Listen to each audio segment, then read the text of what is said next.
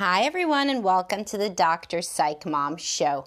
Today we're going to be talking about a sad topic of what if a parent doesn't like you. And this is something that really dramatically impacts people's self-esteem, as you could imagine. And many people think that they are kind of alone in this sort of feeling, or alone in how dramatically it impacts them beyond childhood.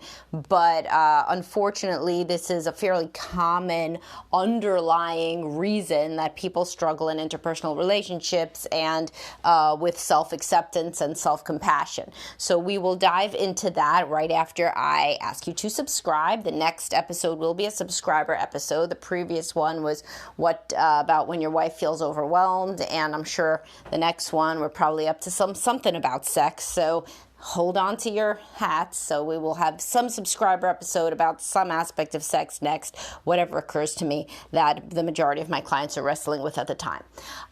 So back to the topic at hand right now. So there are a lot of ways that a parent can show that they don't like a child. And if a parent was not raised very well themselves and they come from a difficult upbringing and they did not particularly feel liked, then it is pretty hard for them to convey that they do like a child. Honestly, like the odds were against you feeling loved if your parent grew up with a dearth of love and affection themselves. So what happens sometimes, though, which is an unfortunate situation, is so let's say that you have the parent did come from an abusive situation, or you've met your grandparents, you can concede that they are true assholes and you understand why your parent was in a bad situation, but then your parent really likes your sibling. That sucks. And there's a lot of people in that situation where they could understand that the parent went through some shit, but it would be a lot easier to understand that the parent is fucked up if the parent didn't put their sibling on a pedestal and obviously show the capacity for love vis-a-vis the sibling. So, and we could talk about why that is, why they could prefer the sibling to you.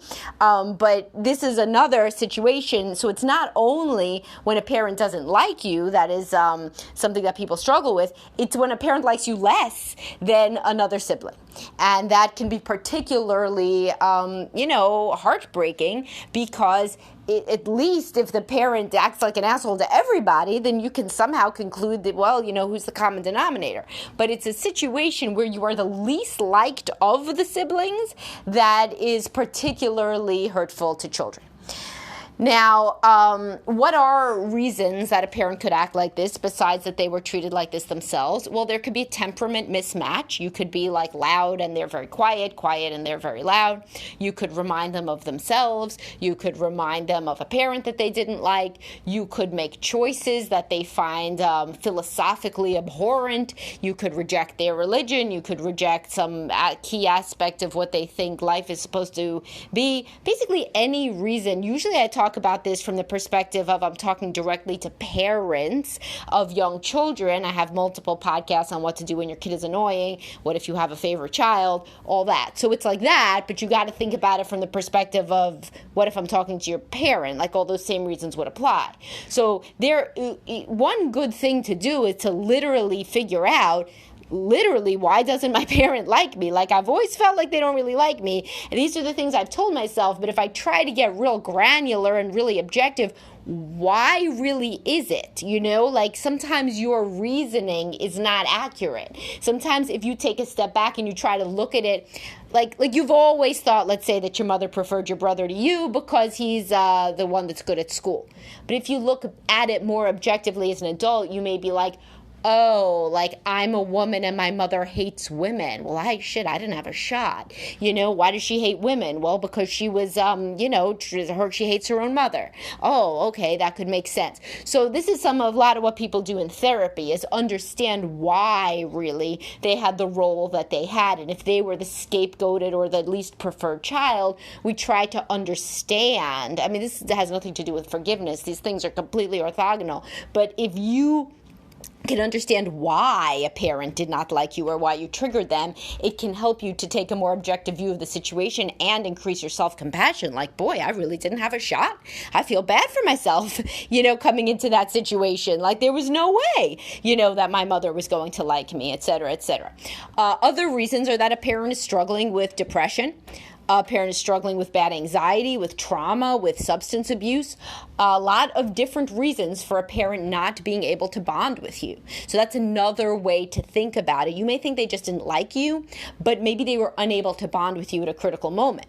Now, if their life was extremely stressful, especially when you were a baby, then you may have gotten off on the wrong foot through, obviously, it goes without saying, no fault of your own, and so, like, for example, if your mother had postpartum depression when you were a baby and it was never treated and it just turned into a recurring, beads on a string of depressive episodes throughout her whole life, then yeah, like she didn't really have a shot to bond with you. You remind her of the first original postpartum depression and that's what happened.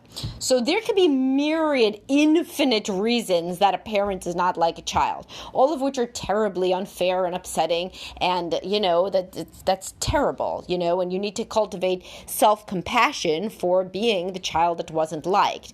This is a really shitty kind of lot in life to be the child that was not preferred or a child that was not liked at all. And that this needs generally to be processed in individual work. This is a big issue. And there are many, many consequences of this. The first is that we look at our parents for how to think about the world. If your parent doesn't like you, then you assume you're unlikable. You don't think when you're a kid, you barely think like this as an adult, you're going to start trying. And maybe if you're in therapy, you're already trying to understand why, from an objective level, like this adult that was your parent had trouble bonding to the baby that was you. But you're certainly not going to think like that when you're a kid. You think, boy, I must be unlovable. You don't articulate it, but it seeps into how you view yourself. If even your mother doesn't love you, or your father, even a parent doesn't love you that's supposed to love you, you come out of their body or they adopt you or whatever, they picked to have you around, and or they should have liked you, all of the ducks were in a row for them to like you. You were their child. People tend to like their children. Everything was set up like that, but then they didn't. Well, then you conclude as a kid with no further information about human psychology that you just must be the issue. You just must be such an unlikable, unlovable, unappealing sort of person that even a parent couldn't like you. So, of course, what does this do to your self-esteem? And the book Mean Mothers by Peg Streep talks about this vis-a-vis the mother relationship.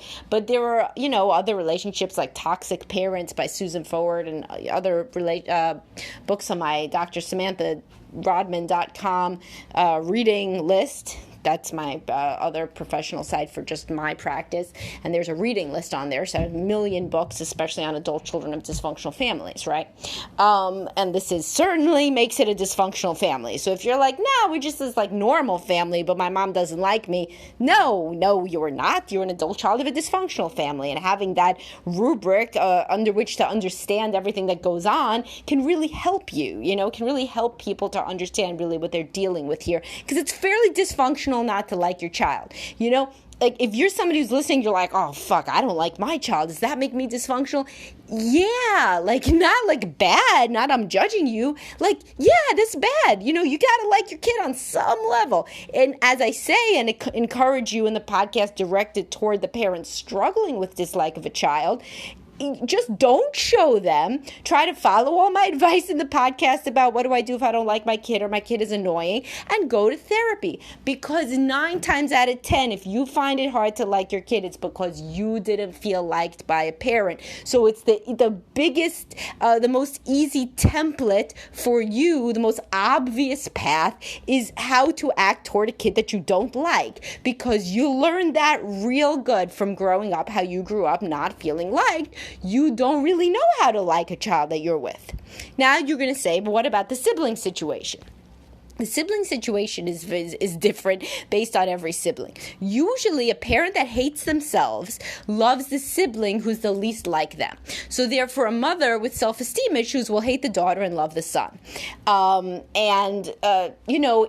If it's a mother who has two daughters, the one who looks less like her, or the one who acts less like her is going to be the prized one, and the other one who's more like her is going to be the one that she doesn't like. If you're dealing with a narcissistic parent, then they're going to like the one that's just like them, or the one that gets the most accolades, and the one that through whom they reap the most audience engagement, that they can go to wherever they go and say, oh, my son got into college at this place, and everybody will be like, oh my God, he's so smart. And then meanwhile, if you were the one who didn't go to college at such a lofty institution, then the parent who is narcissistic doesn't have much use for you. The fact that your parent liked a sibling more than you in no way means anything about you being a bad person or unlovable. It means that the dysfunctional entity that unfortunately was your parent was more linked and got more from the relationship with a sibling than from the one with you. There was more... you were more triggering for whatever reason to your parent than your sibling was. But when you're a kid, you don't see it like that. You just say, my brother was lovable and I'm not. So then what are the later in life consequences? Well, you could imagine it might be difficult, and you would be right to imagine that it would be difficult to get into intimate relationships when you feel that you're unlovable. Because if even your parent didn't seem to love you much, then how are you going to think that a spouse does? So these are the people that get involved with spouses that don't really seem that into them, that reject them, and that reject their overtures of affection, if they even have the self-esteem to make any, or that overall don't love them as much as the person, the previously unloved child, loves the spouse. So it's an imbalance. It's the same imbalance of yearning that the child experienced, that the adult child experienced back in their upbringing, when they were yearning for affirmation, approval, acceptance, and love from a parent, and the parent did not give it. And in fact, responded with criticism, with ignoring, with contempt, with disgust, with boredom, etc., etc. If you're listening to this, you're like, oh my God, sometimes I'm bored talking to my child, but I think I love them. Yeah, everybody's bored talking to their child sometimes. That's not what I'm talking about. I'm talking about when literally a parent could not be bothered to ever engage with you and knew very, very little about your life and was contemptuous about what they did know.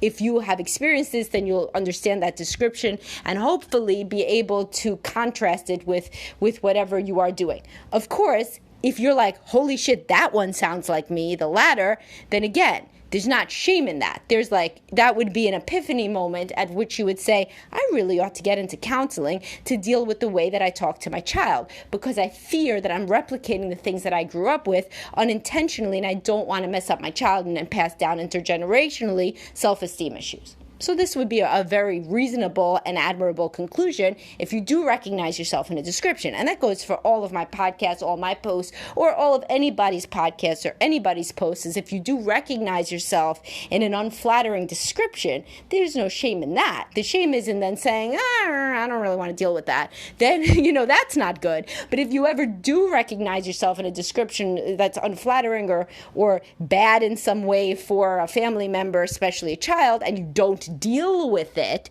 that would be the issue. If you are like, oh wow, that sounds like me and now I am going to seek therapy, then that's very admirable. So that's to the side. So anyhow, so you would have intimate relationship problems if you grew up with this. You would have problems with making friends because you never really believe that they like you all that much, actually. You may have problems on the job, but usually people turn into workhorses or people pleasers, and the real issues come in the intimate relationship, where they're constantly yearning for affirmation, approval, and acceptance from somebody in much the same way that they yearned for it from their parent when they were growing up. And because they never got it from the parent when they were growing up, it's very familiar to be in this constant yearning state where you never exactly feel like the other person thinks about you or cares about you as much as you think about them or care about them. So you end up being the workhorse of the relationship, pushing it forward, being the engine, and never really seeing that person would put out the same level of effort or, real engagement in the relationship that you do. Sometimes they would if you just stopped compulsively being the engine of the relationship, but sometimes they wouldn't because you're literally drawn to somebody who likes you less than you like them because this is a familiar pattern to you from childhood given the type of upbringing that I'm describing.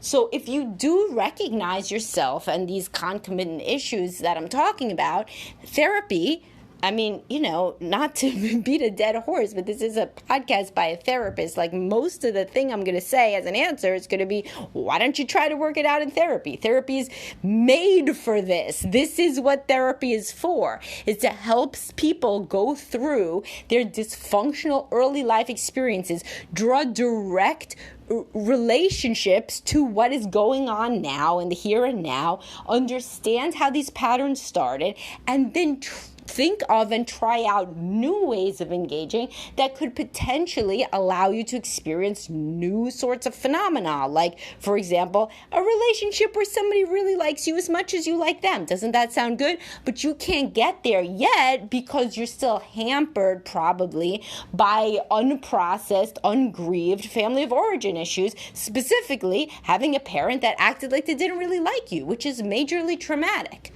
So if you were to work through that stuff and then experiment with alternate ways of being, by the way, if you grew up with a parent who didn't seem to like you, it's real uncomfortable to be around somebody who likes you. Like if you're like the person who goes on a date with somebody who's like really into you and you're like, no, I really didn't like their shirt, so like I don't think that's going to work. No, it didn't, nothing to do with their shirt. They liked you too much, the cardinal sin. Because if even your parent didn't like you and you've not processed and worked through it, then it's not going to make sense to you when anybody likes you. Because if even your parent didn't like you, you therefore concluded, just to recap, that you're really not the sort of person that's very likable.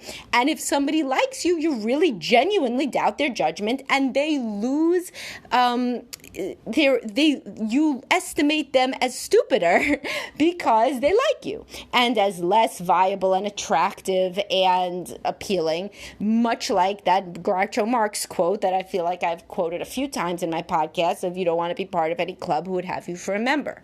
This is really endemic to the experience of people who had these sort of experiences of feeling really unloved. And you may say, no, my mother, she loved me. It's just like, we have like a difficult relationship. Well, yeah, but if you had $1 million to say whether your mother liked you when you were a kid, if you got $1 million for the right answer, would you say that she liked you? Because if you would not, if you would think that then you would forfeit the money, then because it's not true. If God himself came down and said, if you tell the truth on this one, you get $1 million. Did your mother like you when you were little? What would you say? Because if you would say no, then you're in the bucket of people for whom this podcast applies. And this isn't everybody, but you'll know it if it's you. And if it is you, then you should probably stop minimizing the impact that this had on you as a kid, because it's a tremendous impact. Think right now about how you would feel hearing in 20 years that your kid said, yeah, I was always the one that you didn't like. If that would break your heart, then have that same type of self-compassion for your old childhood self and commit to working through this and to living a different sort of life when you can learn to build up the self-esteem that you should have had in the first place had you been born into more auspicious circumstances. All right, so hopefully this resonated with whoever it was meant to resonate with, and subscribe if you like these podcasts, and the next one will be about sex, I promise. I just have to comb through my mind for what that next special sex topic is going to be on subscription, and I'll talk to everybody soon.